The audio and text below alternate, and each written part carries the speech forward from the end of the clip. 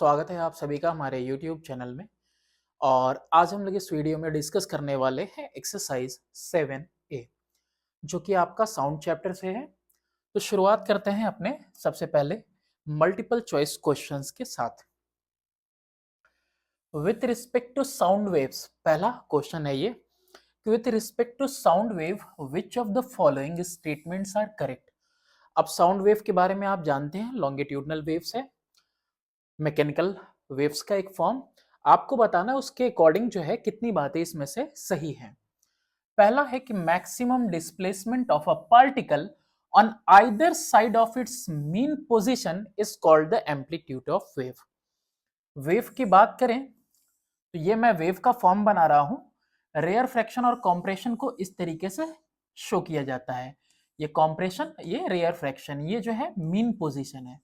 ठीक है, किसका? पार्टिकल का।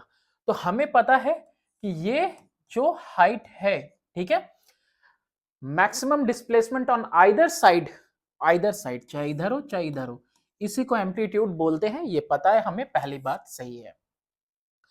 नेक्स्ट है कि time taken by the particle of a medium to complete one vibration.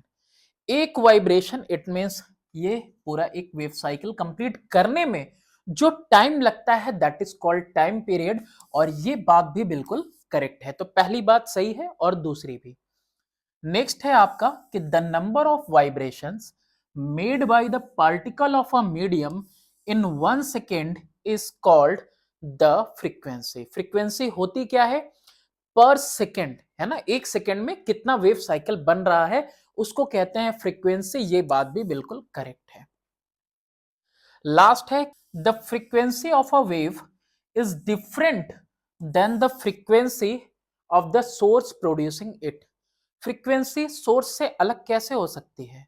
जो सोर्स की फ्रीक्वेंसी होगी वही तो वेव की फ्रीक्वेंसी होने वाली है। यानी ये बात गलत है। तो कितनी बातें सही हुई? सी ऑप्शन पहली बात सही है, सेकंड, थर्ड। तो all three statements are correct and the last one is wrong. The speed of a longitudinal wave is given by, longitudinal wave का जो स्पीड है that is given by v is equal to gamma into P by D. ठीक है, तो ये आपका formula होता है। नेक्स्ट है the speed v of a transverse wave is given by, and this one is given by a1, that is velocity is equal to t upon में m। t क्या होता है? टेंशन इन स्ट्रिंग, और m stand करता है किसके लिए? मास के लिए। नेक्स्ट क्वेश्चन है कि various types of mechanical waves are. Mechanical waves के दो ही टाइप हमने पढ़े हैं, वो कौन कौन से हैं? Transverse and longitudinal. तो ऑप्शन नंबर सी पे आ जाते हैं डायरेक्टली, लॉन्गिट्यूडनल और ट्रांसवर्स वेव पे। नेक्स्ट क्वेश्चन है क्वेश्चन नंबर 5 कि due to vibration of medium particles vibrate कर रहे हैं, the energy transformation is from. आप देखो, जहां कहीं भी आपने क्या किया, इसको आपने कहीं पे रबर के ऊपर आपने इसको स्ट्राइक किया। अब यहां पे अगर एयर के पार्टिकल्स हैं तो साउंड किस तरह जाता है? तो देखो, ये एनर्जी गेन करेगा, पोटेंशियल एनर्जी, फिर मूव करके आगे इसको धक्का देके वापस अपनी जगह पे आ जाएगा। अब इसके अंदर एनर्जी, ये आगे इसको धक्का देगा, वापस अपनी जगह पे आ जाएगा, है ना। इस तरीके से एनर्जी ट्रांसफर होगी। तो what is happening? Potential energy is changing into kinetic, again kinetic is changing into potential and vice versa, यानी कि option number B is correct. क्या हो रहा है? Kinetic energy to potential energy and vice versa, इस तरह से क्या हो रहा है? एनर्जी जो है वेव के फॉर्म में आगे ट्रांसफर होती जा रही है। एक्चुअल में जो है आपका जो पार्टिकल्स का पोजीशन है वो चेंज नहीं हो रहा है, बस एनर्जी उनके थ्रू, वाइब्रेशंस के थ्रू पहुंचती जा रही है। With the increase in temperature of the gas, temperature अगर गैस का आप इंक्रीज कर देते हो, स्पीड ऑफ साउंड पे क्या इफेक्ट पड़ेगा? आप जब यहां पे टेम्परेचर इंक्रीज करते हैं, तो अगर मैं बात करूं किसकी? डेंसिटी की, तो जो डेंसिटी है एयर की जो डेंसिटी है वो डिक्रीज कर जाएगी, और ऐसे में स्पीड ऑफ साउंड आपका इंक्रीज कर जाएगा। क्या कर जाएगा? इंक्रीज। तो टेम्परेचर के इंक्रीज होने के साथ साथ स्पीड ऑफ साउंड भी क्या हो जाएगा? आपका इंक्रीज कर जाएगा। नेक्स्ट है आपका next question, the condition for reflection of sound wave. Sound wave के रिफ्लेक्शन के लिए कौन सी कंडीशन नेसेसरी है? सरफेस का स्मूथ होना, दीवारों से नहीं आएगी क्या? बिल्कुल आएगी। सरफेस पॉलिश होना चाहिए? बिल्कुल नहीं। ये दोनों कोई जरूरी कंडीशन नहीं है। Reflecting surface must be bigger than the wavelength of the sound wave. ये कंडीशन बहुत जरूरी है कि ऐसा ना हो कि रिफ्लेक्टिंग सरफेस इतना स्मॉल हो कि वेव उसके ऊपर पड़े और जो है बिखर जाए। तो ऐसा नहीं होना चाहिए, लार्ज इनफ होना चाहिए ताकि वो स्ट्राइक करके बैक आए। तो यहां पे आंसर कौन है आपका? Option number C. Next question देखते हैं, फॉर एन इको, यानी कि जो सेम साउंड वापस सुनाई देता है रिफ्लेक्ट होके, the reflected sound must reach the person at least. दो साउंड, एक तो ओरिजिनल साउंड और दूसरा इको होके रिफ्लेक्ट होके जो वापस साउंड आ रही है, इन दोनों के बीच में एटलीस्ट 0.1 सेकेंड का डिफरेंस होना चाहिए, वरना दोनों साउंड क्या हो जाएंगे? मिक्स हो जाएंगे। तो option number C is correct. और मल्टीपल टाइम जब रिफ्लेक्शन होता है किसी क्लोज जगह पे, तो आपने देखा होगा हमिंग वाला साउंड आता है, दैट इज कॉल्ड रिवर्बरेशन। यानी कि 0.1 सेकेंड से पहले ही एक साउंड के बाद दूसरी साउंड आ जाती है, दूसरी के बाद तीसरी रिफ्लेक्ट होके, तो दैट इज कॉल्ड रिवर्बरेशन। अब जहां क्लियर साउंड सुनाई दे रहा है, एक बार आपने कहा हेलो, उधर से भी आया हेलो, तो आप अगर उसको क्लियरली सुन पा रहे हैं तो एक्चुअल में उसमें कितना ये टाइम लैप्स है? Minimum 0.1 second. एक सेकेंड बाद भी आ सकता है, 2 सेकेंड बाद भी इको आ सकता है। मिनिमम 0.1 होना चाहिए, उससे कम टाइम में अगर टाइम लैप्स से पहले ही आपका रिफ्लेक्टेड साउंड आ गया ओरिजिनल के साथ, तो वो मिक्स हो जाएगा, इको नहीं होगा। नेक्स्ट है आपका क्वेश्चन नंबर 9 कि time taken to hear the echo if the distance between the listener and the obstacle D is given by. अगर यहां पे लिसनर है और ये आपका ऑब्स्टिकल है, कोई दीवार वगैरह है, जो भी है ऑब्स्टिकल, तो यहां पे अगर इन दोनों के बीच में डिस्टेंस डी है तो साउंड जाएगी, फिर टकरा के वापस आएगी।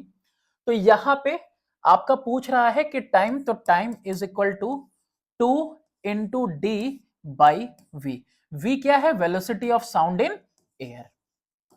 तो यहां पे ऐसा फॉर्मूला कोई दिख रहा है? हाँ दिख रहा है, ऑप्शन नंबर डी। क्या है आपका? 2 × डिस्टेंस अपॉन में velocity of sound in air. To detect obstacles in their path. Obstacles यानी कि जो रुकावटें हैं, उसकी बात कर रहा है। बैट्स प्रोड्यूस करते हैं किस तरह के साउंड? बैट्स प्रोड्यूस करते हैं अल्ट्रासोनिक साउंड। कौन से? Ultrasonic waves. ठीक है, तो यहां पे अगर हम बात करें तो जो विजिबल है, एटलीस्ट अगर कोई वाइब्रेटिंग बॉडी, यहां पे बता देता हूं, अगर कोई वाइब्रेटिंग बॉडी 20 वाइब्रेशन, कितना कह रहा हूं मैं? 20 वाइब्रेशन पर सेकेंड, अगर कोई जो वाइब्रेटिंग बॉडी है 20 वाइब्रेशंस पर सेकेंड करती है, तो ये आपका ऑडिबल है। ठीक है, और ये ह्यूमन ईयर को ऑडिबल है, और कहां तक? अप टू 20 किलो हर्ट्ज तक। ठीक है, या 20,000 हर्ट्ज भी लिखते हैं।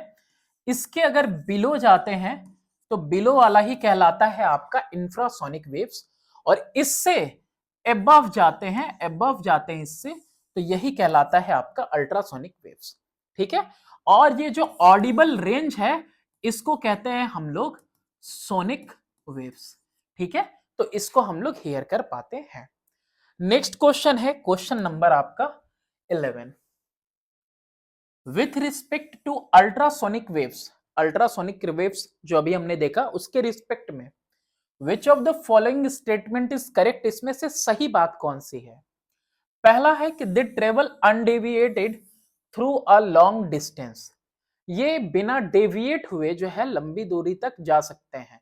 तो ये जो है with respect to ultrasonic waves, which of the following statement is correct, तो ये तो आपका सही है। ओके, तो यहां पे इनकरेक्ट होना चाहिए, है ना? यहां पे क्या होना चाहिए? इनकरेक्ट होना चाहिए। विच of the following statement is incorrect होना चाहिए, क्योंकि यहां पे पहला तो सही है, दूसरा देखो, they have a speed greater than the speed of sound in a medium. इनका जो स्पीड है, स्पीड किसका, इन वेव्स का, अल्ट्रासोनिक वेव्स का ग्रेटर है than the speed of sound in medium. तो ये बात यहां पे आपकी गलत है। नेक्स्ट है कि they are not easily absorbed in a medium, ये भी बात आपकी सही है। और they can be confined to a narrow beam, ये भी बात आपकी सही है। तो ऑप्शन नंबर बी आपका आंसर होगा, क्योंकि यहां पे क्वेश्चन में होना चाहिए था with respect to ultrasonic waves which of the following statement is incorrect. Next question की तरफ आगे बढ़ते हैं, और नेक्स्ट क्वेश्चन है कि infrasonic sound waves have a frequency. अभी आपको बताया कि इंफ्रासोनिक वेव्स की फ्रीक्वेंसी कितनी है, below 20 hertz. Option number B is correct. Next question है कि the diagram shown below depicts a displacement time graph. यहां पे आपको एक डिस्प्लेसमेंट टाइम ग्राफ दिख रहा है of a particle, graph of particle और wave travelling with speed of 20 metre per second. यहां वेव की स्पीड कितनी दी हुई है, 20 मीटर पर सेकेंड। क्या उसकी जरूरत है, ये बाद में बात करेंगे। The frequency of the wave, wave की फ्रीक्वेंसी कितनी है। एक वेव साइकिल को यहां पे कंप्लीट होने में कितना टाइम लग रहा है। ये एक वेव साइकिल कंप्लीट होने में कितना टाइम ले रही है, दैट इज 0.02 सेकेंड्स ले रही है। और हम जानते हैं कि फ्रीक्वेंसी स्मॉल एफ से डिनोट करते हैं, इज इक्वल टू 1 अपॉन में टी, यानी 1 अपॉन में 0.02। हम इस डेसिमल को हटाएंगे ऊपर, 100 से मल्टीप्लाई हो जाएगा, 2 1 जा 2, 50 जा। What will be the answer, 50 hertz, यानी 50 हर्ट्ज इसका क्या आ जाएगा, आंसर आ जाएगा। Option number A is correct, velocity से कोई मतलब नहीं था। नेक्स्ट है आपका assertion, sound waves can travel in vacuum. अरे भाई ये क्या बात कह दी, वैक्यूम में ट्रेवल कर सकते हैं, नहीं। But light waves can not, ये तो उल्टा लिख दिया ना इसने। रीजन क्या है कि light is an electromagnetic wave. Okay, ये तो बिल्कुल सही बात है, ये इलेक्ट्रोमैग्नेटिक वेव है। But sound is a mechanical wave. Mechanical wave यानी कि हमने बताया कि लॉन्गिट्यूडनल, जिसमें कि पार्टिकल्स वाइब्रेट करते हैं ना, पेंडिकुलर, है ना, to the direction of the propagation of the wave. Wave अगर इधर जा रही हैं तो जो पार्टिकल्स हैं अप एंड डाउन इस तरह से वाइब्रेट करते हैं। तो यहां पे कह रहा है कि sound is a mechanical wave, बिल्कुल सही, और लाइट इलेक्ट्रोमैग्नेटिक वेव है। इसका मतलब क्या हुआ, यहीं पे ऑप्शन मत पढ़ो, यहीं देखो, यानी कि आपका जो एजर्शन है वो फॉल्स है और रीजन जो है करेक्ट है। तो assertion is false but the reason is true, option number C. Next assertion है क्वेश्चन नंबर 13 में, speed of sound in a gas increases with an increase in humidity. Humidity कब होता है, उमस जिसको बोलते हो आप, capacity of air to hold water vapour. तो यानी कि क्या हो रहा है, एक तरह से इंक्रीज हो रहा है टेम्परेचर, है ना। रीजन क्या है कि density of a gas, density gas की डिक्रीज होती है विथ इंक्रीज इन ह्यूमिडिटी। जैसे जैसे ह्यूमिडिटी बढ़ती चली जाएगी गैस की डेंसिटी कम होती चली जाएगी। ओके, दूसरी बात भी आपकी सही है कि density of a gas decreases with increase in humidity. ऐसा इसलिए कि ह्यूमिड एयर की जो डेंसिटी होती है, ह्यूमिड एयर की जो डेंसिटी है, डेंसिटी ये जो है आपका लेस देन ड्राई एयर की जो डेंसिटी होती है उससे, है ना, डेंसिटी जो एयर की है उससे कम होती है। तो इसलिए यहां पे दोनों बातें सही है और दोनों एक दूसरे को रिलेट करती हैं। Option number A is correct, because both A and R are true and R is the correct explanation of A. Next question number 16 में है कि the flash of lightning is seen before the sound of thunder is heard. हर किसी को पता है ऐसा क्यों होता है ना, काफी दूर ये चीज होती है, साउंड को ट्रेवल करने में टाइम लगता है, वेलोसिटी ऑफ साउंड कम है। अच्छा, रीजन में क्या दे रहा है कि speed of sound is greater दे रहा है, यानी रीजन तो गलत हो गया। तो यहां पे ऑप्शन कौन सा हो जाएगा, ऑप्शन नंबर डी हो जाएगा कि एजर्शन तो सही है but the reason is false. Move करते हैं नेक्स्ट क्वेश्चन की तरफ। अब यहां पे आ गया है हमारा very short questions. State two factors, दो फैक्टर बताइए on which speed of a wave travelling in a medium depends. Medium के अंदर जो वेव ट्रैवल कर रही है उसकी स्पीड किस पे डिपेंड करती है? तो इलास्टिसिटी पे डिपेंड करती है। किस पे? इलास्टिसिटी पे डिपेंड करती है और डेंसिटी पे डिपेंड करती है। फॉर्मूला वहां है, और फॉर्मूले अगर आपको याद है तो इसमें बहुत सारे जवाब आप दे सकते हो अच्छे से। नेक्स्ट है कि what are mechanical waves. Mechanical waves हमने आपको बताया था कि waves produced due to vibrations of medium particles. Medium particles क्या करते हैं? वो वाइब्रेट करते हैं। In which there is mutual interchange in potential and kinetic energies. Objective question में हमने बताया ना कि किस तरह से एक ट्यूनिंग फॉर्क है, रबर पे आप उसको पुट करोगे तो कैसे काइनेटिक एनर्जी पोटेंशियल में, पोटेंशियल काइनेटिक में, ऐसे वाइस वर्सा चेंज होता रहता है ना। और एनर्जी इस तरीके से एक पार्टिकल से दूसरे पार्टिकल के थ्रू होते हुए ट्रांसमिट हो रही होती है। तो म्यूचुअल इंटरचेंज होता है पोटेंशियल और काइनेटिक एनर्जीज में, and this type of waves are called mechanical waves. Next है आपका डिफाइन द फॉलोइंग टर्म्स। इन टर्म्स को आपको डिफाइन करना है। पहला है एम्पलीट्यूड। तो ये आपको बताया था कि मीन पोजीशन से, है ना, वाइब्रेशन जो पार्टिकल का एक्सट्रीम तक जाना, that is only called amplitude. तो मैक्सिमम डिस्प्लेसमेंट जो होता है particle of medium on either side of its mean position is called amplitude of wave. ठीक है, अगर कोई वेव है यहां पे और ये मीन पोजीशन है तो इसका मैक्सिमम डिस्प्लेसमेंट, कॉम्प्रेशन ऐसे शो करते हैं, रेयर फ्रैक्शन इस तरह से। तो एक कॉम्प्रेशन और एक रेयर फ्रैक्शन, ये एक साइकिल, एक वेव है आपका। ठीक है, तो इस तरीके से तो ये जो मैक्सिमम डिस्प्लेसमेंट है इसको क्या कहेंगे? एम्पलीट्यूड कहेंगे आइदर साइड। फ्रीक्वेंसी का मतलब क्या होता है? Number of vibrations made by particle of the medium in 1 second is called frequency. एक सेकेंड के अंदर कितने वेव बने, एक सेकेंड के अंदर कितने वेव बने। मान लो कि यहां पे एक सेकेंड के अंदर एक और दो वेव बन रहे हैं तो फ्रीक्वेंसी कितनी हो जाएगी यहां पे? 2 हर्ट्ज। ऐसे ही 3 वेव बन रहे हैं एक सेकेंड में तो 3 हर्ट्ज हो जाएगी इसकी फ्रीक्वेंसी। और टाइम पीरियड क्या हो जाएगा? टाइम पीरियड आपका हो जाएगा कि एक वेव को पूरा होने में कितना टाइम लग रहा है, एक वेव साइकिल में कितना टाइम लग रहा है। तो आगे शायद वो भी है। वेवलेंथ की बात करते हैं तो वेवलेंथ क्या होता है? दो रेयर फ्रैक्शन या दो कंप्रेशन के बीच की दूरी। ये क्रेस्ट और ट्रफ के तरह आपको शो किया जाता है इस तरह से वेव फॉर्म में। तो दो क्रेस्ट या दो ट्रफ के बीच में जो डिस्टेंस होता है that is only called what? This is lambda and this is wave length. ठीक है, distance travelled by a wave in one time period. एक टाइम पीरियड में क्या होगा? एक वाइव साइकिल कंप्लीट होगी और जितना डिस्टेंस हो आएगा दैट इज ओनली कॉल्ड आपका वेव लेंथ, और लैम्डा से इसको शो करते हैं। नेक्स्ट है आपका वेव वेलोसिटी, यानी वेव की स्पीड की बात कर रहा है। Distance travelled by the wave in 1 second. तो यहां पर डिस्टेंस पर सेकेंड आपने कर दिया तो this one is only wave velocity.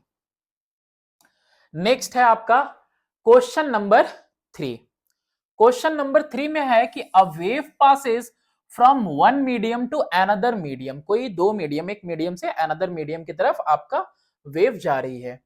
कह रहा mention one property of wave out of speed, frequency और wavelength which changes which does not. आपको यह बताना है कि जो वेव है वो एक मीडियम से दूसरे मीडियम में चली गई। ठीक है, सॉलिड है, लिक्विड है, गैस है। तो एक मीडियम से दूसरे मीडियम में अगर वेव जा रही है तो इसमें से कौन सी चेंज प्रॉपर्टी है जो चेंज होगी और कौन सी चेंज नहीं होगी। तो स्पीड तो चेंज हो जाएगा लेकिन जो फ्रीक्वेंसी है, फ्रीक्वेंसी चेंज नहीं होगी। और यही चीज था मल्टीपल चॉइस क्वेश्चन में, है ना। क्या था कि वेव जो होगी वो बिल्कुल अलग होगी, वेव की frequency from the source producing it. तो नहीं, बिल्कुल चेंज नहीं होती, जो सोर्स प्रोड्यूस कर रहा है सेम फ्रीक्वेंसी वेव की होगी। State two differences between light and sound wave. अब इन दोनों के बीच में सबसे सिंपल तो आप जानते हो स्पीड की बात है, तो they can travel in vacuum, किसकी बात कर रहे हैं हम, लाइट की बात कर रहे हैं। लाइट वैक्यूम में ट्रैवल कर सकता है and they travel with high speed. यहां पे 3 इंटू 10 पे पावर 8 मीटर पर सेकेंड नहीं है, 10 पे पावर 5 किलोमीटर पर सेकेंड है ना। आप यहां पे 1000 से मल्टीप्लाई करेंगे 10 पे पावर 8 हो जाएगा। साउंड वेव की बात करें तो they need a medium for propagation. When there is no medium, यानी चांद पे होंगे तो बात हो सकती है क्या, बिल्कुल भी नहीं। They travel with 330 metre per second in air. इनकी वेलोसिटी जो एयर में है वो बहुत ही ज्यादा कम होती है as compared to the light waves. Question number 5 है कि what do you mean by reflection of sound. Reflection ये भी हमने देखा था कि रिक्विजिट फॉर रिफ्लेक्शन तो वेवलेंथ से ज्यादा बड़ा होना चाहिए, ऑब्स्टेकल है ना सामने जिसपे वो हिट करे साउंड।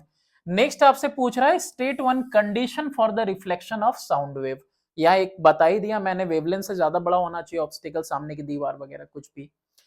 आगे कह रहा है name a device in which reflection of sound wave is used. होता है ना जल्दी वहां से हटो, मेगाफोन है ना, स्टेथोस्कोप, बहुत सारी चीजें।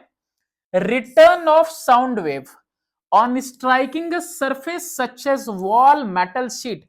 कोई हार्ड सरफेस के ऊपर साउंड का जाना और टकरा के वापस आना, या फिर कोई प्लाईवुड वगैरह, मेटल ना हो तो दीवार हो, प्लाईवुड हो, इन द सेम मीडियम, टकराई और वापस सेम मीडियम में आ गई, that is called reflection of sound wave.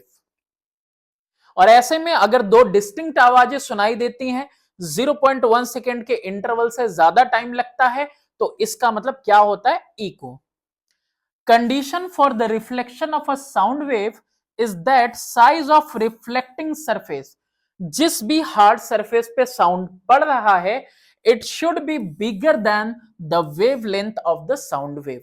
जो एक वेवलेंथ है साउंड वेव की उससे ज्यादा बड़ा होना चाहिए सामने का रिफ्लेक्टिंग सरफेस, ठीक है। A device in which reflection of sound is used वो बता ही दिया, megaphone, sound board, air trumpet, बहुत सारे ऐसे एग्जांपल हैं जिसमें कि मल्टीपल टाइम्स क्या होता है, साउंड रिफ्लेक्ट होता है। And it increases the intensity of sound, है ना। नेक्स्ट है कि what is meant by an echo. Echo क्या होता है, अभी बात तो चल रही थी इसकी। State two conditions necessary for an echo to be heard distinctly. आपको यहां पे दो कंडीशन बताने हैं जो जरूरी है इको को आप बिल्कुल बेहतर तरीके से सुन सकें। Repeated sound heard after reflection from a rigid obstacle. Rigid यानी कोई कठोर वस्तु है, हार्ड सरफेस है, हार्ड सब्सटेंस है, जैसे कहीं पहाड़ी वगैरह में, वादियों में आप चले गए, क्लिफ है, हिल साइड है, दीवारें हैं, या फिर बड़ी बिल्डिंग की कोई दीवार वगैरह है, या फॉरेस्ट वगैरह का कोई कोना है, तो ऐसे में आपने जो आवाज दी उसका जो है रिपीटेड वापस आना, रिपीटेड साउंड रिफ्लेक्शन के बाद हर्ड किया जाता है, तो उसी को हम क्या कहते हैं, इको कहते हैं। कंडीशन इको के लिए क्या है, पहली कंडीशन तो यह है कि reflecting surface in air should be at minimum distance of 17 metre from the listener. Two condition बोल रहा है।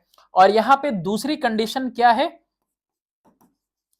Time difference between the original sound and reflected sound must be greater than, greater or greater than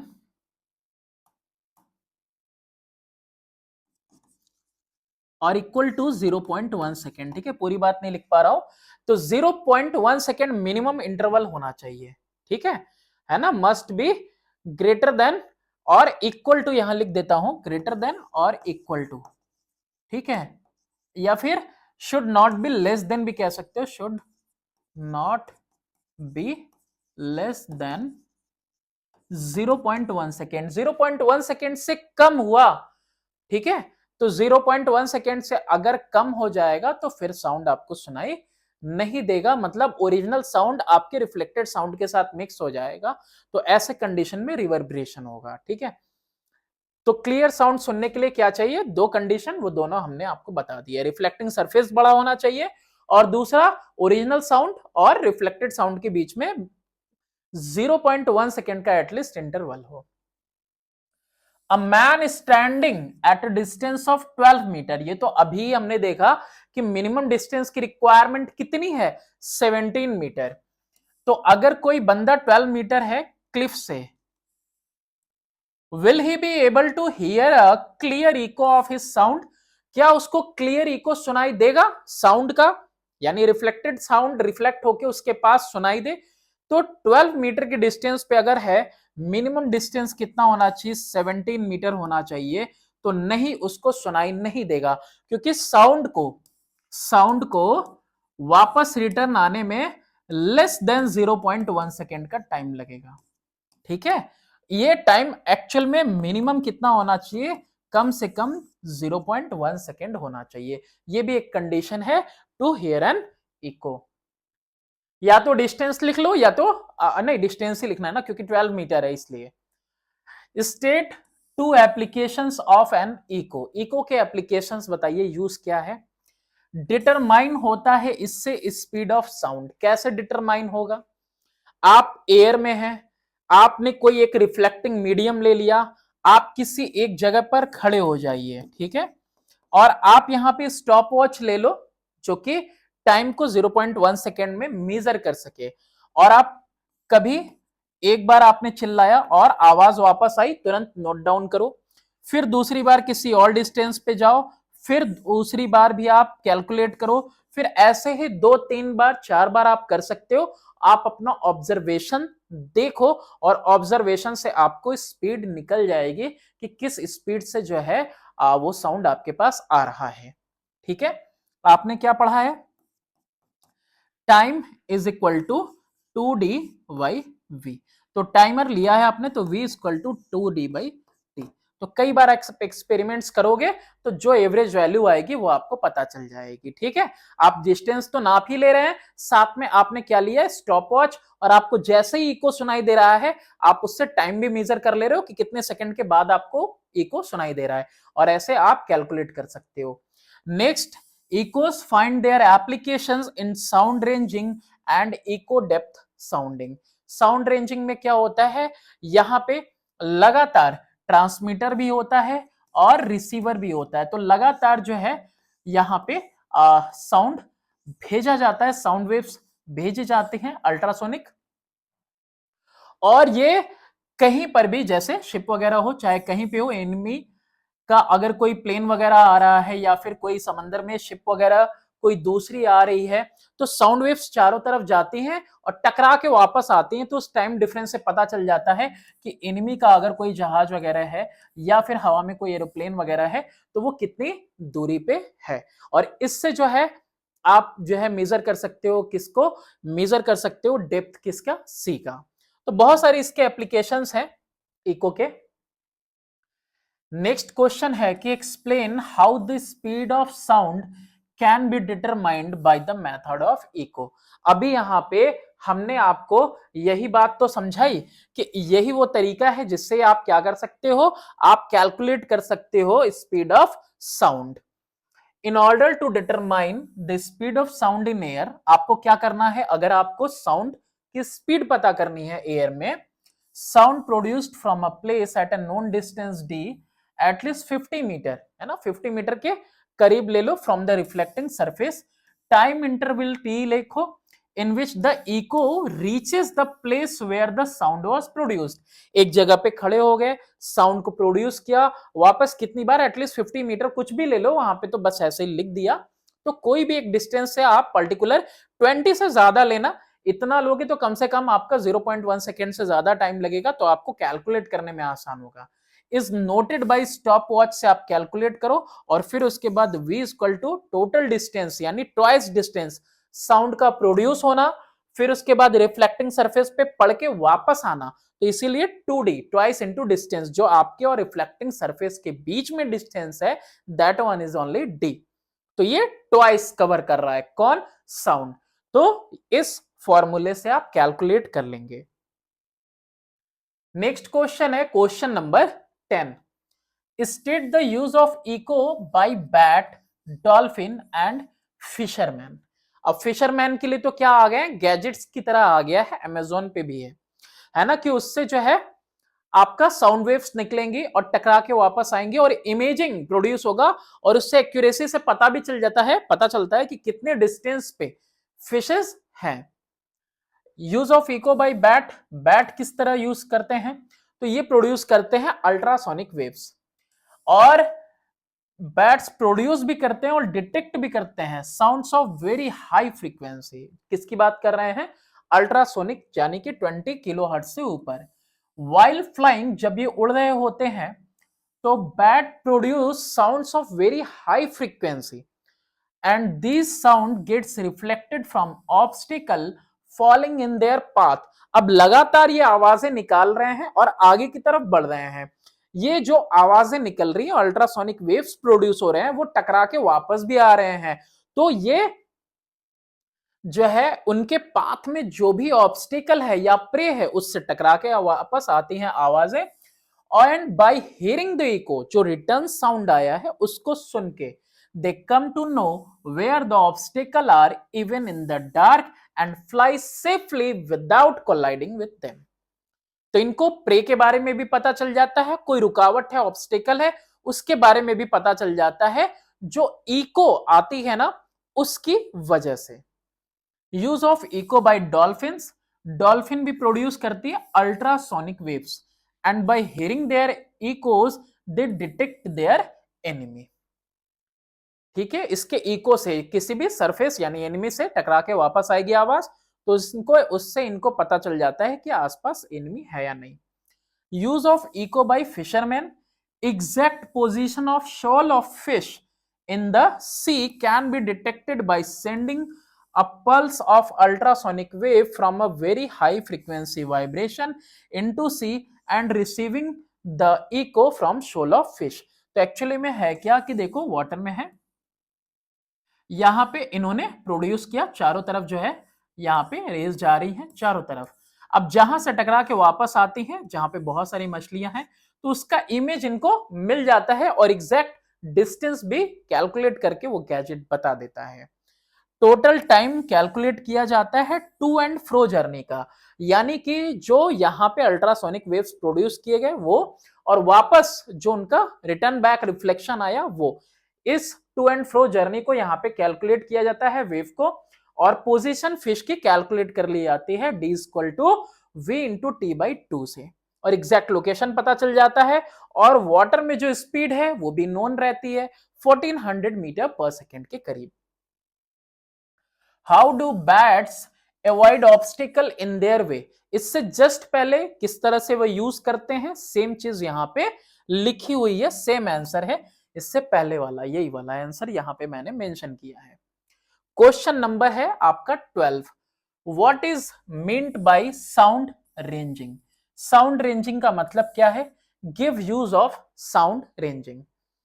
animals like bats, bats यानी कि हम अभी इससे पहले जो दो क्वेश्चन हमने देखा, dolphin and dogs have much higher upper audible limit, इसका मतलब क्या है, हमारी ऑडिबल लिमिट 20 हर्ट्ज से लेके 20,000 हर्ट्ज तक, 20,000 हर्ट्ज तक, लेकिन इनके जो ऑडिबल लिमिट है वो उसके बियॉन्ड है, and can produce and detect sound of very high frequency up to 100 kilo hertz, इतना ये प्रोड्यूस भी कर सकते हैं। The process of detecting obstacle is called sound ranging. Sound ranging से क्या किया जाता है, ऑब्स्टिकल जो भी रुकावटें हैं उसको यहां पे डिटेक्ट किया जाता है। कैसे, साउंड वेव प्रोड्यूस हुई अल्ट्रासोनिक और वो कितने टाइम बाद रिफ्लेक्ट होके आ रही है, तो टू एंड फ्रो जर्नी पता चल जाता है, माइंडसेट में उनके कैलकुलेट हो जाता है बैट्स में, और उससे पता चल जाता है कि कितनी दूरी पे है, तो this is only sound ranging. Use क्या है साउंड रेंजिंग का, it is used in radar to detect the presence of enemy aeroplane and other obstacle and finding their range। तो देखो लगातार इससे आपको दिखता होगा ऐसे छतरी टाइप का उल्टा, तो लगातार यहाँ पे क्या होता रहता है कि साउंड्स भेजे जाते हैं, है ना, चारों तरफ साउंड्स जा रही हैं, और ये साउंड्स जो जा रही हैं तो किसी ऑब्स्टिकल वगैरह से टकरा के वापस आएंगी तो उसका पोजीशन पता चल जाता है ना, रडार में। नेक्स्ट है आपका question number 13, name the waves used for sound ranging. किस वेव को यूज किया जाता है साउंड रेंजिंग के लिए? तो दैट इज अल्ट्रासोनिक वेव्स, है ना, क्योंकि ये जो है कि एक नैरो बीम में भी कन्वर्ट की जा सकती है, इजीली एब्जॉर्ब होती नहीं है ना, तो ये सब इसकी प्रॉपर्टी है जिसके लिए इसको इस्तेमाल किया जाता है। State reason for their use, वही सारी बातें हैं। नेक्स्ट है why are the waves mentioned by you not audible to us. ये ऐसी फ्रीक्वेंसी ही है 20 किलो हर्ट्ज की जो कि हमारे ईयर्स इसके लिए सेंसिबल नहीं है। वेव जो यूज्ड हुई अल्ट्रासोनिक, यहां पे हमने मेंशन कर दिया। नेक्स्ट है कि they can travel undeviated through a long distance, लंबी दूरी तक ये जा सकते हैं, ठीक है, डेविएट हुए बिना, और इजीली एब्जॉर्ब भी नहीं होता किसी मीडियम में, और इसको कन्फाइन किया जा सकता है एक नैरो बीम में भी। Ultrasonic waves are not audible as our ears are only sensitive to a limited range, 20 hertz से लेके 20 किलो हर्ट्ज तक। नेक्स्ट है कि what is sonar, sound navigation and ranging same thing है। State the principle on which it is used, echo के principle पे ही तो है कि साउंड जाती है टकरा के उस वापस आती है, तो जो आपका रिटर्न बैक आ रहा है साउंड, बस वही टाइम कैलकुलेट किया जाता है जिससे पोजीशन पता चलती है। Sound navigation and ranging echo के ऊपर बेस्ड है। अल्ट्रासोनिक वेव्स को भेजा जाता है, क्यों भेजा जाता है, प्रॉपर्टी हमने इससे पहले पढ़ ली। In all direction from the ship and then received on their return after reflection, है ना, शिप से क्या किया जा रहा है, सारी डायरेक्शंस में भेजा जा रहा है, और क्या हो रही है, ये साउंड्स रिटर्न आ रही है ना, रिटर्न आ रही है, तो रिटर्न जो आ रही है तो ये भी जो टाइमिंग है उसको भी नोट डाउन किया जाता है। आइसबर्ग से टकरा के वापस आना, कोई डूबी हुई जहाज संकिन शिप उससे, या कोई एनिमी का सबमरीन है छुप के चल रहा है आसपास, उससे टकरा के वापस आना, तो इससे पता चल जाता है कि हाँ आसपास कोई है या क्या चीज है। Time taken by the wave for its to and fro journey is noted and exact position of obstacle is calculated knowing the velocity of sound in water, that is d is equal to vt by 2, और velocity कितनी है water में 1400 metre per second. ये किसी इंसान को खुद नहीं करनी पड़ती, ऑटोमेटिकली मशीन करके दे देती है, इवन पूरा इमेज भी ब्लरी आ जाता है, जैसे आप अल्ट्रासाउंड करवाने जाते हो समथिंग लाइक दैट, है ना, इमेजिंग आ जाती है, जैसे गाल ब्लैडर वगैरह हो गया, आपका लीवर वगैरह हो गया उसके लिए। और मेनली तो अल्ट्रासाउंड करवाया जाता है वो प्रेगनेंसी के टाइम में, ज्यादातर time to time. State the use of echo in medical field, आ गया वही है। In medical field echo method of ultrasonic wave is used for imaging the human organ such as liver, gallbladder, uterus, worm, etc. इसकी imaging के लिए इसको use किया जाता है ना, इको को। अब बारी है किसकी, न्यूमेरिकल्स की बारी है, तो चलो एक एक करके सारे क्वेश्चंस हम लोग यहाँ पे सॉल्व करते हैं। पहला है कि the wavelength of wave produced on the surface of water is 20 centimetre. Wavelength यानी लैम्डा की बात कर रहा है, is how much, this one is 20 centimetre. अगर 20 सेंटीमीटर दिया है तो अगर मैं मीटर में कन्वर्ट करूं तो 20 बाई 100 मीटर यानी कि 1/5 आ जाएगा। कितना आ जाएगा, 1/5 मीटर आ गया, ठीक है, ये वेवलेंथ की वैल्यू आई है। इसके बाद कह रहा है कि if the wave velocity is 24 metre per second, okay चलो यही लिख लेते हैं, wave velocity this one is equal to 24 metre per second. Calculate the number of wave produced in 1 second, 1 second के अंदर कितनी वेव्स आपकी यहां पे प्रोड्यूस हो रही हैं। तो नंबर ऑफ वेव्स कैसे निकालेंगे हम लोग? नंबर ऑफ वेव्स हमको पता चलेगा किससे? फ्रीक्वेंसी से, है ना। तो v इज इक्वल टू क्या होता है आपका? f into lambda. ये फॉर्मूला आपको याद रखना है कि वेलोसिटी जो होती है वेव की, wave velocity is equal to frequency into lambda. तो यहां से हम अगर फ्रीक्वेंसी कैलकुलेट करना चाहें तो हमको क्या करना होगा? v अपॉन में क्या करना होगा? लैम्डा करना होगा। तो v अपॉन में लैम्डा करेंगे हम यहां पे, तो ये कितना आ जाएगा आपका? फ्रीक्वेंसी, और फ्रीक्वेंसी ही तो बताता है number of wave produced in 1 second. तो v की वैल्यू 24 प्लेस कर दी, और 1/5 को हम प्लेस करेंगे इस तरीके से, 5 डिनोमिनेटर में इधर मल्टीप्लाई होगा न्यूमरेटर के साइड, और नीचे 1 वैल्यू कोई नहीं, यहां पे कितना आ जाएगा? 120 हर्ट्ज, या फिर 120 वाइब्रेशंस पर सेकेंड आ गया। ठीक है, चलिए एक और बात है, time in which the wave is produced. Time भी कैलकुलेट करना है। टी और एफ के बीच में, टी और एफ के बीच में क्या रिलेशनशिप है? T is equal to 1 upon में एफ कर देंगे। 1 अपॉन में एफ का मतलब कितना हुआ? 120 हुआ। अब इसको आप डिवाइड करके देखिए, 1 और किससे डिवाइड करना है? 120 से। तो डेसिमल लगेगा सबसे पहले, तो 0, फिर भी नहीं जाएगा, फिर से 0, अगेन नहीं जाएगा, फिर से 0। ठीक है, और फिर 12 8 या 96 है ना, 960 से जाएगा, और फिर यहाँ पे 40 आ जाएगा, और 40 के बाद यहाँ पे 0 लगा लेंगे, 3 जा तो 0.00 पॉइंट लगाया, 0083 सेकेंड्स। ये आपका टाइम पीरियड आ गया, the time in which one wave is produced. ये पहला न्यूमेरिकल हो गया, आसान लगा होगा आपको। आइए सेकेंड वन भी करते हैं। सेकेंड वन है कि calculate the minimum distance in air required between the source of sound and the obstacle to hear an eco.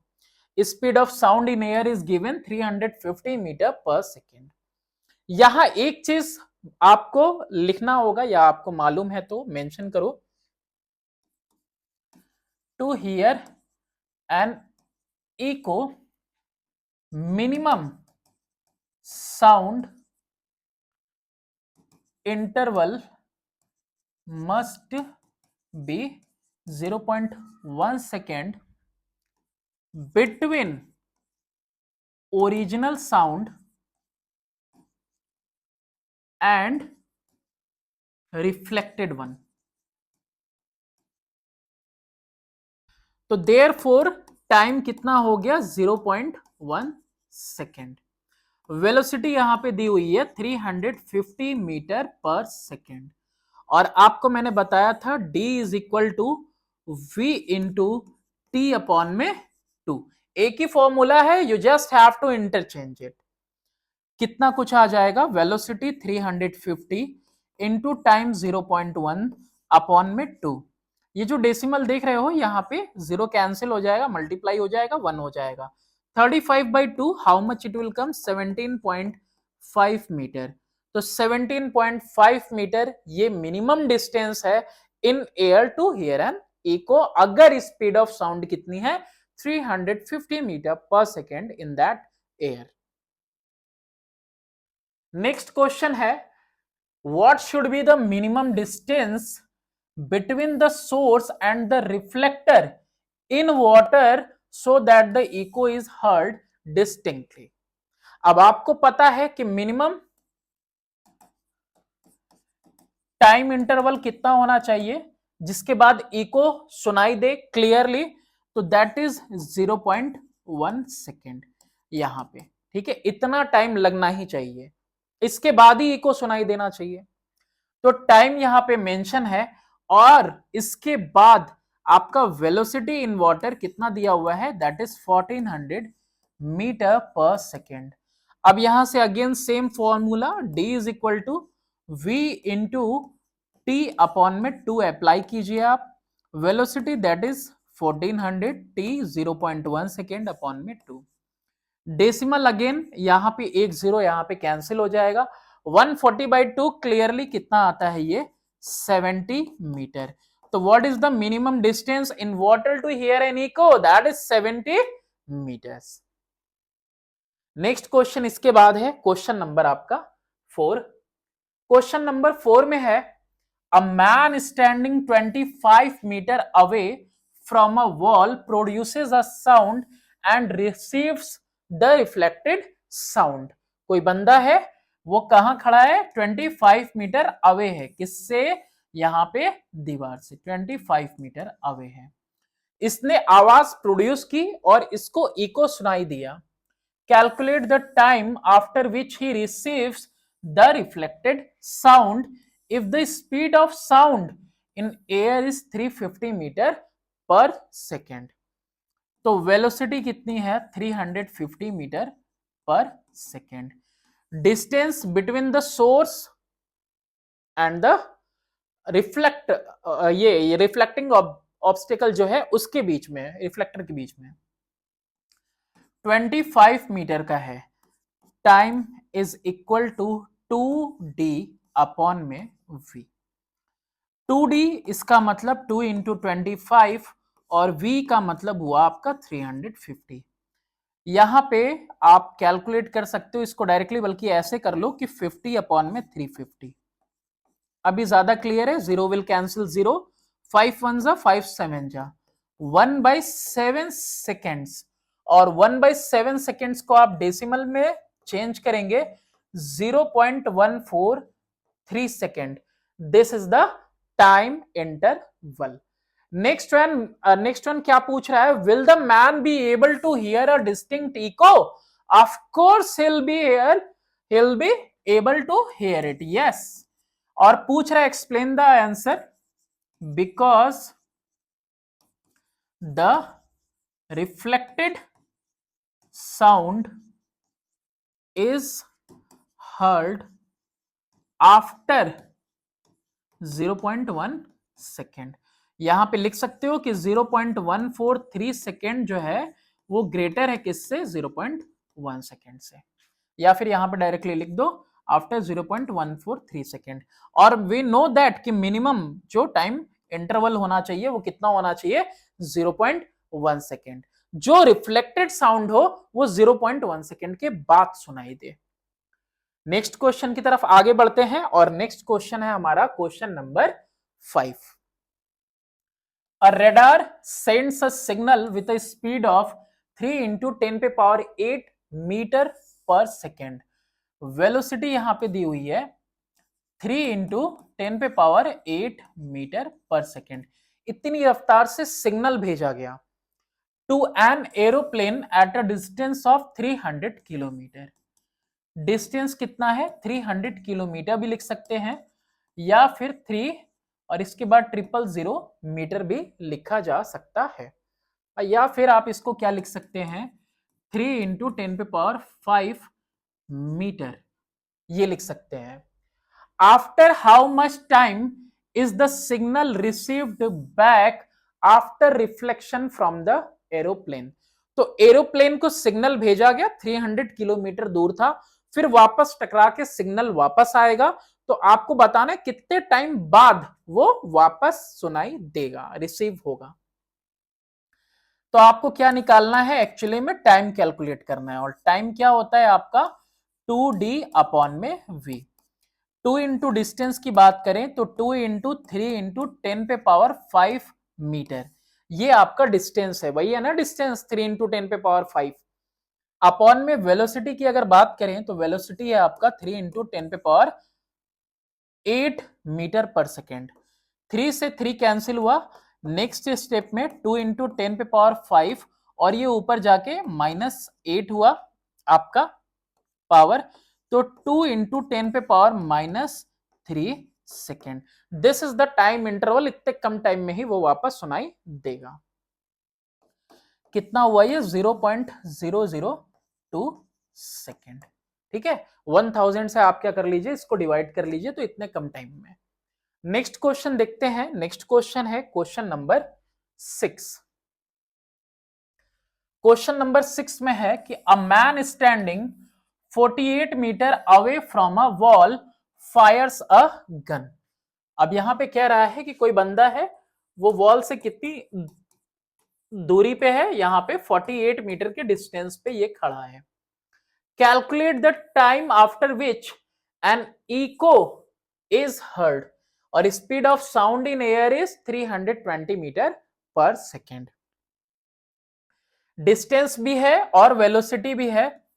Time is equal to 2d upon में v। क्या कुछ हो जाएगा, 2 इंटू डी। डी की बात करें तो 48 अपॉन में v की बात करें तो 320। 16 3 जा 48, 16 2 जा, और ये 0 यहां पे है। 2 1 जा 2 10 जा, 3/10 सेकेंड या फिर 0.3 सेकेंड्स। ये इतना टाइम लगेगा। 0.3 सेकेंड के बाद उसको सुनाई देगा। अगर आंसर में 0 लगा है तो भी कोई नहीं, बोथ आर सेम। 0.30 सेकेंड, ये दोनों सेम ही चीज है। नेक्स्ट आगे क्वेश्चन नंबर है 7। क्वेश्चन नंबर 7 में देखिए क्या है। A ship on the surface of water sends a signal and receives it back from a submarine inside water after 4 second. अब यहां पे कोई शिप है जिसने सिग्नल भेजा और सिग्नल वापस कितने टाइम बाद मिला है, 4 सेकेंड। यानी टाइम यहां पे दिया हुआ है that is 4 second. Calculate the distance of the submarine from the ship, speed of sound is given here. Velocity कितनी है साउंड की वाटर के अंदर, 1450 मीटर पर सेकेंड है। अब टाइम है आपको पता और साथ ही साथ आपको वेलोसिटी ऑफ साउंड भी पता है।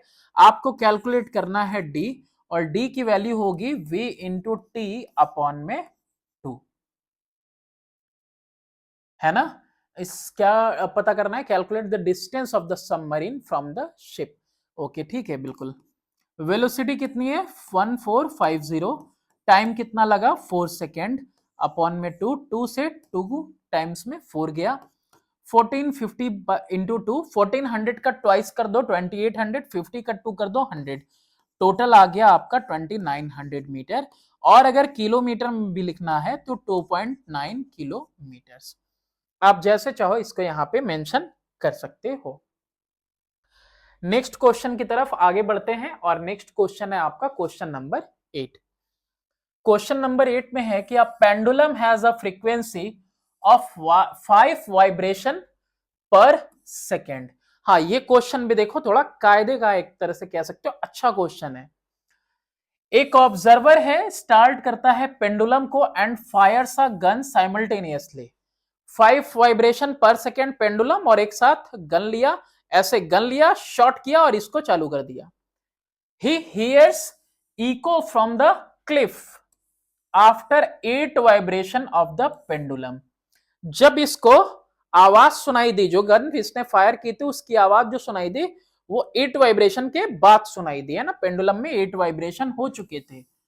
If the velocity of sound in air is 340 meter per second, find the distance between the cliff and the observer. Cliff और ऑब्जर्वर के बीच में डिस्टेंस बताइए। पहली चीज तो ये कि फ्रीक्वेंसी देखो,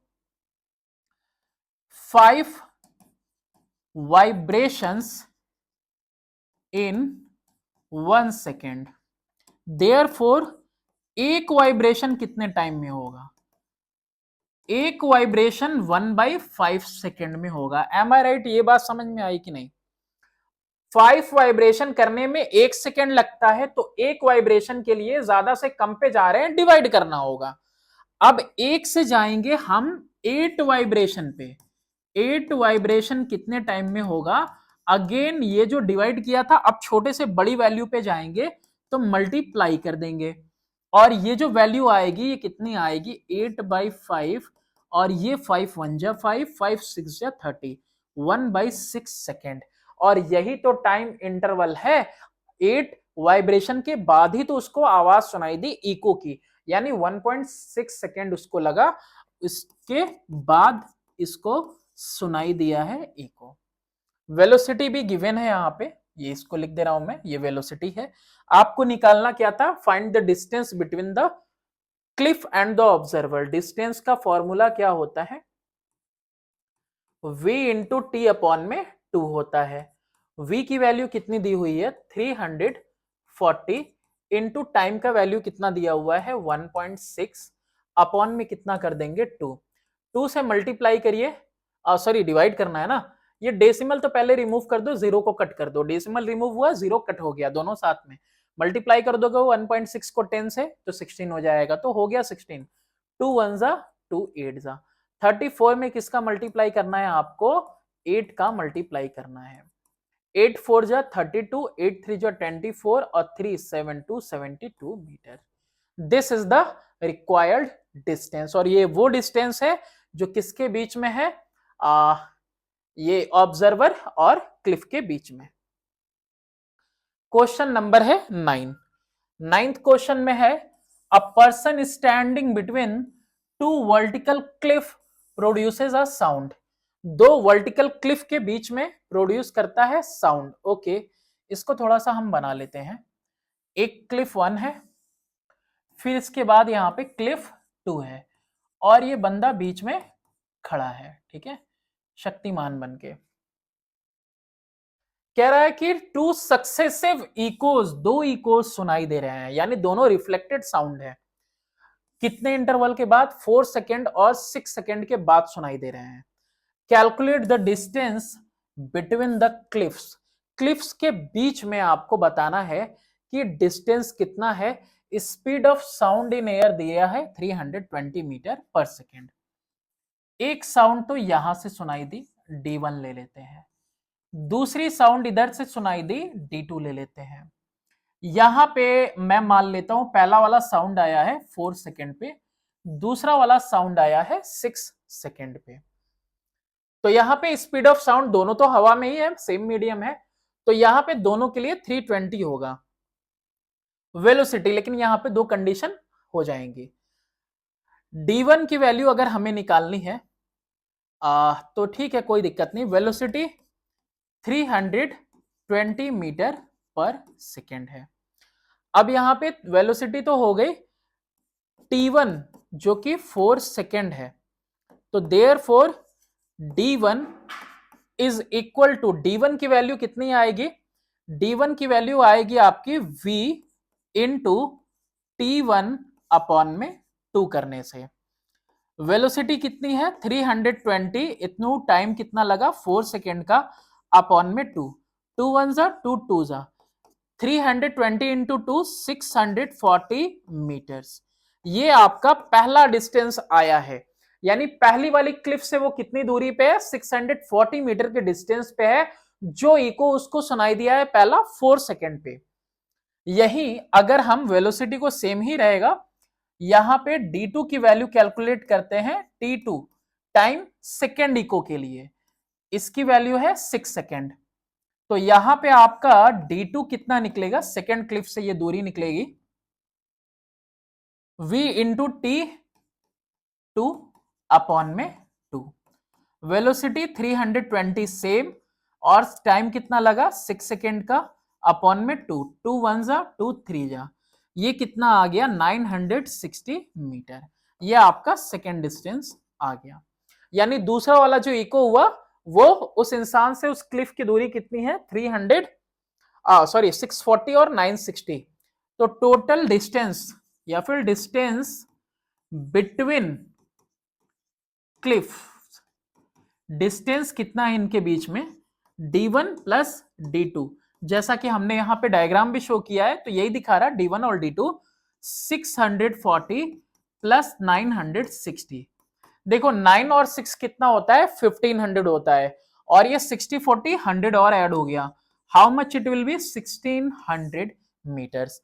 आई होप मीटर में ही आंसर दिया होगा, वरना 1.6 किलोमीटर भी आप लिख सकते हैं।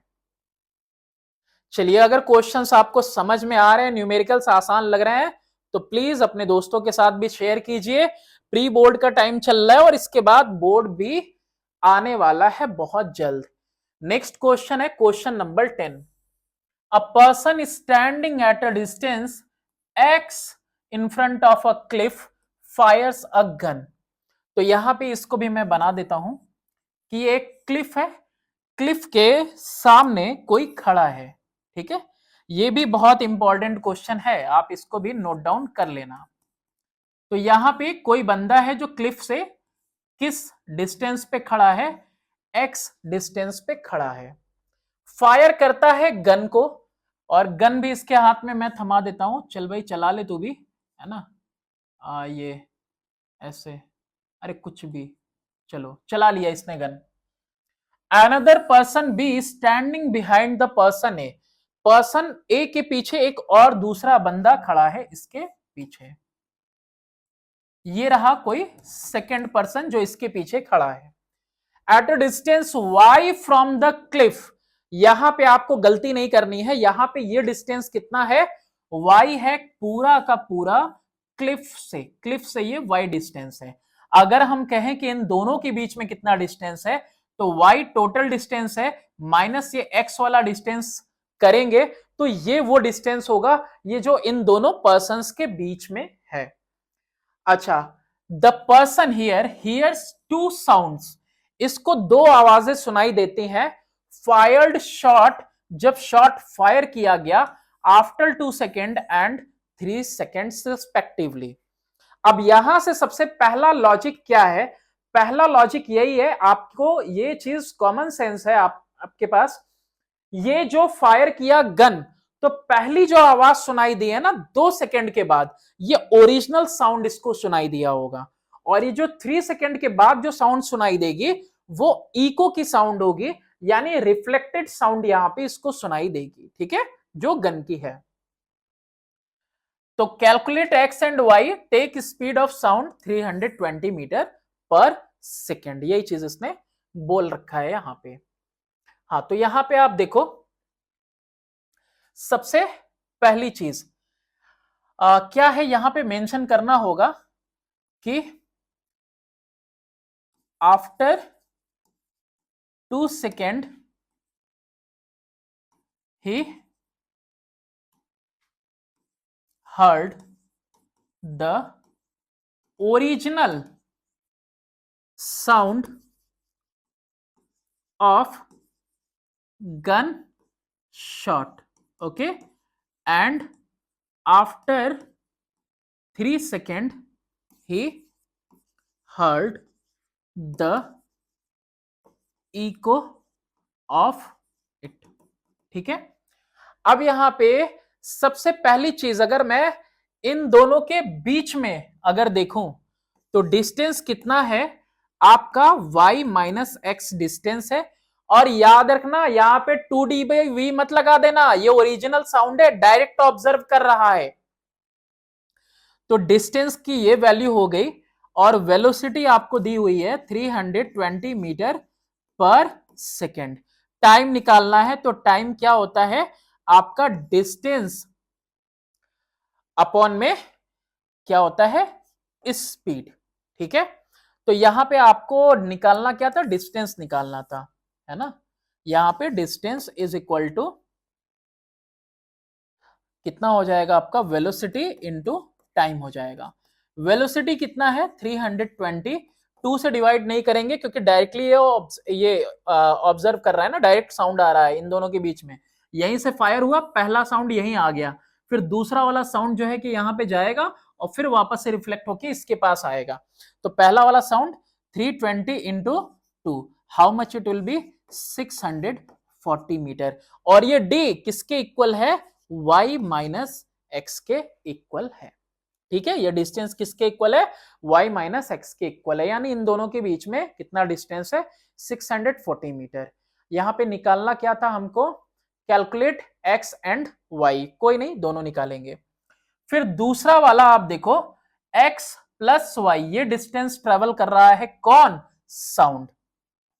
अब डिस्टेंस कितना है, x प्लस वाई, ये x डिस्टेंस साउंड के जाने का, और ये पूरा डिस्टेंस वापस आने का। तो यहां पे भी 2d/v वाला फॉर्मूला नहीं लगा देना, ये टोटल डिस्टेंस ऑलरेडी कैलकुलेटेड है, x plus y total distance. Velocity कितनी है यहाँ पे 320 मीटर पर सेकेंड। तो यहां पे भी सॉरी टाइम भी है आपके पास, टाइम क्या लिखा हुआ है, टाइम की वैल्यू है यहां पे 3 सेकेंड।